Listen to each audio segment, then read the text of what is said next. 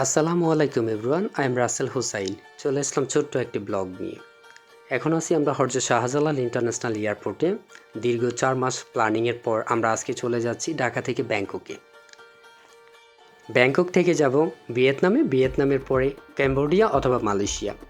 So guys, এই ভিডিওতে আমি শো করব যে ঢাকা থেকে ব্যাংককে আমরা কিভাবে যাব, কিভাবে ভিসা পেলাম, কিভাবে বিমানের টিকিট কেটেছি, ভিয়েতনামে কিভাবে যাব, সব তুলে ধরবো এই ভিডিওতে। আমাদের সাথেই থাকুন। ভিডিওটি লম্বা হতে পারে কিন্তু খুবই ইনফরমেটিভ। ঢাকা থেকে ব্যাংককে 3টি ডিরেক্ট ফ্লাইট চলে: বিমান বাংলাদেশ, ইউএস বাংলা, থাই এয়ার। আমাদের ফ্লাইটটি হচ্ছে বিমান বাংলাদেশ 11টা 10-এ প্রতিদিন ঢাকা থেকে ব্যাংককের উদ্দেশ্যে চলে। তো আমরা বিমান বাংলাদেশের টিকিট কাটি, আর টিকিটই কাটি ফ্লাইট এক্সপার্টের মাধ্যমে। তো ফ্লাইট এক্সপার্ট হচ্ছে বাংলাদেশের ভিতরে আমি মনে করি সবচেয়ে পপুলার। আমার মতে আপনারা ফ্লাইট এক্সপার্ট, গোজাইন, শেয়ার ট্রিপের মাধ্যমে টিকিট কাটতে পারেন, কিন্তু আমার মতে ফ্লাইট এক্সপার্টটা বেস্ট। আমি ফ্লাইট এক্সপার্টের মাধ্যমেই টিকিট কাটি। আপনারা যদি 1 মাস আগে টিকিটটি কাটেন তাহলে অনেক টাকা সেভ করতে পারবেন। তো আমরা প্রায় 1 মাস 15 দিন আগেই টিকিটটি কাটি, তা সেই সুবাদে আমি মনে করি অনেক টাকা সেভ হয়েছে। সো এখন আছি আমরা সেই বোর্ডিং কাউন্টারের সামনে। লাগেজ চেক ইন করবো, লাগেজগুলো বুকিং দিব, বোর্ডিং কার্ড নিয়ে আমরা ইমিগ্রেশন ক্রস করব। ইমিগ্রেশন ক্রস করার পর আমরা চলে যাব ওয়েটিং রুমে। তো এখন বলা যাক কিভাবে আমরা ভিসা পেলাম। তো 2022 সালে আমি থাইল্যান্ডে একবার ভ্রমণ করেছি বড় ভাই ভাবিদের সাথে। এখন আবার আমার ওয়াইফের সাথে অ্যাপ্লাই করেছি। সেই কারণে মেবি আমি 2 দিনের ভিতরে আমার ভিসা ইস্যু হয়েছে, কিন্তু আমি পাসপোর্ট ডেলিভারি পাই 9 দিন পর। তো আপনারা যারাই থাইল্যান্ডের ভিসা অ্যাপ্লাই করবেন নতুন, অবশ্যই 1 থেকে 2টি দেশ আগে ট্রাভেল করে নেবেন, তারপর আপনারা অ্যাপ্লাই করবেন, ইনশাল্লাহ ভিসা পেয়ে যাবেন। কিন্তু সবচেয়ে বড় কথা হচ্ছে আপনার ডকুমেন্টসগুলো পারফেক্ট হতে হবে। এখন অনেকেই ব্যাঙ্ক স্টেটমেন্ট ফ্যাক দেয়, সে কারণে তাদের পাসপোর্টে BL DL এগুলা সিল দিয়ে দেয়, যেটা খুবই একটা নেগেটিভ সাইড। আরেকটি কথা না বললেই নয়, দেখতে দেখতে আমরা একটি কাঁথা দেখতেছি। এই কাঁথাটির প্রাইস হচ্ছে $165। তো এটা খুবই হাই প্রাইস। তো ইবা দেখতেছে সেম কাঁথাই আমাদের বাসায়ও একটা আছে, আমরা আমি গতর দেই। তো ইভা আমি হাঁটতেছি, আর ইভা তো একটু হাংরি, কারণ আমরা সকালে ব্রেকফাস্ট করি না বাসা থেকে। বলছি এয়ারপোর্টে গিয়ে আমরা নাস্তা করব, তারপর বিমানে তো নাস্তা দিবি। এই জায়গায় আরেকটি ইনফরমেশন দিয়ে রাখি, যেটা আমরা কিভাবে ভিসা পেলাম। তো আমরা ভিসা পেলাম কারণ আমি 2022 সালেও থাইল্যান্ডে ভ্রমণ করেছিলাম, সে কারণেই মেবি 2 দিনে আমাদের ভিসা পাসপোর্টে স্টিকার লেগে গেছে, আর পাসপোর্ট ডেলিভারি পেয়েছি 8 থেকে 9 দিন পর। তো আপনারা যারা সিঙ্গেল ট্রাভেল করবেন অবশ্যই ব্যাঙ্ক স্টেটমেন্ট এবং ট্রেড লাইসেন্স, যদি আপনি ব্যবসায়ী হন তো অবশ্যই ট্রেড লাইসেন্স এবং ব্যাঙ্ক স্টেটমেন্ট পারফেক্ট দিবেন। আর ব্যাঙ্ক স্টেটমেন্টের এই জায়গায় একটি মোস্ট ইম্পর্টেন্ট, যারাই 6 মাসের ব্যাঙ্ক স্টেটমেন্ট তুলবেন এই 6 মাসের ভিতরে যাতে আপনার, যদি সিঙ্গেল হন তাহলে 80 থেকে 1 লক্ষ টাকার নিচে যাতে ব্যালেন্স না নামে। এটার কারণেই অনেকে রিজেকশন খায়, তো যেটা অনেকে বুঝতে পারে না। তো 80 থেকে 1 লক্ষ টাকার নিচে যাতে না নামে ব্যালেন্সটি, তারপরে 6 মাসের স্টেটমেন্ট দিবেন। কারণ থাইল্যান্ডের ভিসার জন্য সিঙ্গেল পারসন 80 থেকে 1 লক্ষ টাকা রাখলে এনাফ, কিন্তু আপনি যদি বিজনেসম্যান হিসেবে দেখেন তো অবশ্যই 1 লক্ষ টাকা তো এটা চিপড। তো 3-4 লক্ষ টাকা দেখাবেন, ডাজেন্ট ম্যাটার, আপনি ভিসা পেয়ে যাবেন। তো আমরা দেখতে দেখতে ইমিগ্রেশন ক্রস করে নাস্তা কমপ্লিট করেই আমরা এখন বিমানের সামনে। যারা ইন্টারন্যাশনাল ট্রাভেল করেছেন আপনারা জানেন যে এই জায়গাটি হচ্ছে বিমানের সাথে। একটু পর আমরা বাস দিয়ে মাঠে চলে যাব, কারণ থাইল্যান্ডের বিমানগুলা বিশেষ করে মাঠে থাকে। তো বাস দিয়ে তারপরে মাঠে থেকে বিমানে উঠবো। আর আরেকটি ইনফরমেশন দিয়ে রাখি, আমরা তো প্রায় 16 থেকে 17 দিনের সফরে যাচ্ছি থাইল্যান্ড, ভিয়েতনাম, ক্যাম্বোডিয়া অথবা মালয়েশিয়া। তো এই 16-17 দিনের সফরের জন্য আমরা ক্যাশ ডলার নিয়েছি $5,000, যেটা হচ্ছে ব্র্যাক ব্যাংকের হেড অফিস থেকে 117 টাকা করে পড়েছি। তো আর ডুয়েল কারেন্সির মধ্যে আমি $4,000 এন্ডোর্স করছি।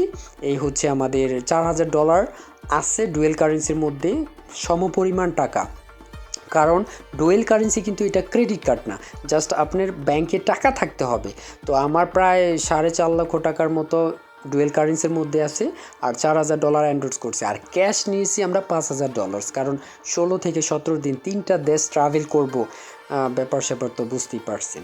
তো আমরা যাচ্ছি, বিমানের মধ্যে একটু পরেই উঠবো, আর সামনে গিয়ে একটু ভিডিও করব বিমানের সামনে। ইভা বলতেছে, ইভা তো খুবই এক্সাইটেড, সে ফার্স্ট টাইম ইন্টারন্যাশনাল ট্রাভেল করবে, খুবই এক্সাইটেড সে। এতদিন তো সে আকাশের মধ্যে বিমান দেখতো, এখন সে বিমান দিয়ে থাইল্যান্ডে যাবে, থাইল্যান্ড থেকে ভিয়েতনাম, তারপর ক্যাম্বোডিয়া অথবা মালয়েশিয়াতে, খুবই এক্সাইটেড। তো আমরা ভিডিও করব, ছবি তুলব। আরেকটি কথা না বললে নয়, এই জায়গাটি হচ্ছে এমন একটি জায়গা, যারা ইন্টারন্যাশনাল ট্রাভেল করবেন বিমানের সামনে আসার পর তারাই সবাই এই জায়গায় ভিডিও এবং ছবি তোলে। তো আমি ইভা ভিডিও করতেছি, ইভা বলতেছে চলেন একটু ভিডিও করি, তো সবাই করতে চায়। তো ভিডিও করার পর আমরা চলে যাব, বিমানে উঠে যাব। তো এই জায়গায় আরেকটি ইনফরমেশন দিয়ে রাখি, যে ইনফরমেশনটা হচ্ছে মোস্ট ইম্পর্টেন্ট। আপনারা যারাই থাইল্যান্ডে রিফিউজড হবেন, তার মানে থাইল্যান্ডের ভিসা পাবেন না, অবশ্যই কিন্তু যারা ভিসা পাবেন না তাদেরকে কিন্তু একটা সিল মেরে দেয়, বিএল সিল, যেটা হচ্ছে খুবই নেগেটিভ সাইড। আপনি থাইল্যান্ডে না যাওয়া পর্যন্ত অন্য দেশে অ্যাপ্লাই করাও খুবই, এটা একটু খারাপ নেগেটিভ সাইড হিসেবে প্রভাব ফেলে। সেই কারণে যারাই অ্যাপ্লাই করবেন অবশ্যই পারফেক্টলি ভালোভাবে ডকুমেন্টস সাজিয়ে অ্যাপ্লাই করবেন, এবং অ্যাপ্লাই করার আগে 1 থেকে 2টি ইন্ডিয়া অথবা নেপাল অথবা মালদ্বীপ, শ্রীলঙ্কা ভ্রমণ করে অ্যাপ্লাই করবেন, তাহলে ভিসা পেয়ে যাবেন সহজে।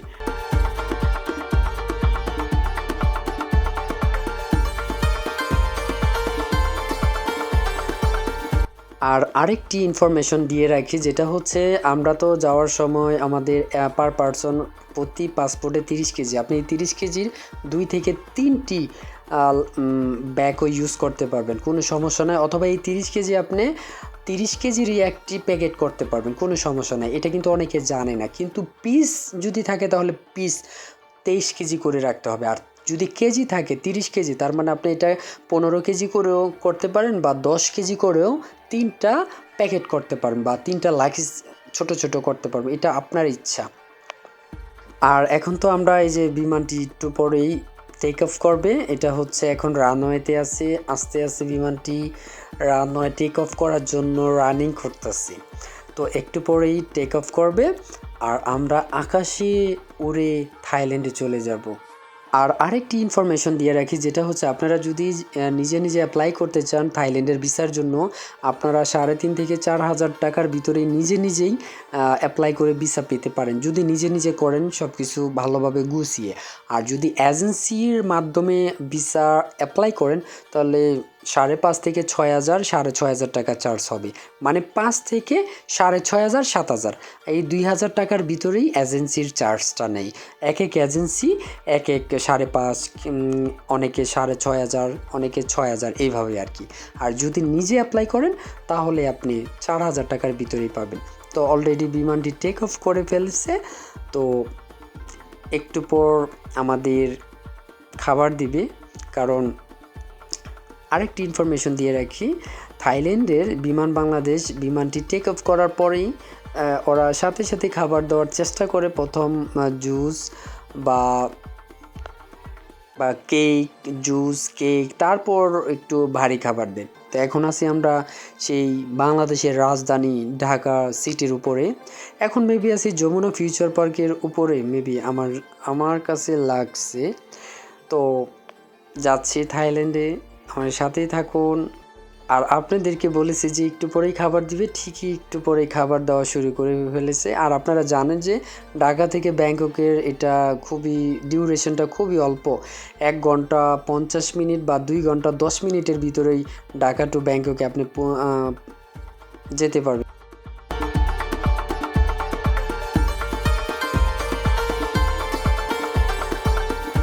আমরা বিমান থেকে নামার পর আমাদের লাগেজ কালেকশন করার জন্য আমরা 22 নম্বর কাউন্টারে চলে আসলাম, যেটা 22 নম্বর বেল। এই জায়গায় একটি ইনফরমেশন দিয়ে রাখি, বাংলাদেশে তো বেল কাউন্টার হচ্ছে মেবি 5 থেকে 7টি, কিন্তু থাইল্যান্ডে প্রায় 22 থেকে 25টি বেলের কাউন্টার। তো আমাদের সবগুলোই বুকিং ছিল। তো 22 নাম্বারে অনেক হাঁটার পর আমরা এই 22 নাম্বার বেলে চলে আসলাম, তারপর মালটা নিলাম। তো এখন আমরা কি করব, $100 এক্সচেঞ্জ করব। আপনারা যদি এয়ারপোর্ট থেকে মানি এক্সচেঞ্জ করেন তাহলে 3200 বাদ থেকে 3240 50 বাদ পাবেন। তো আমার মতে আপনি ব্যাংককে যে কোনো মানি এক্সচেঞ্জ থেকে করলে সবচেয়ে বেটার হবে, 3500 থেকে 3600 বাদ পাবেন।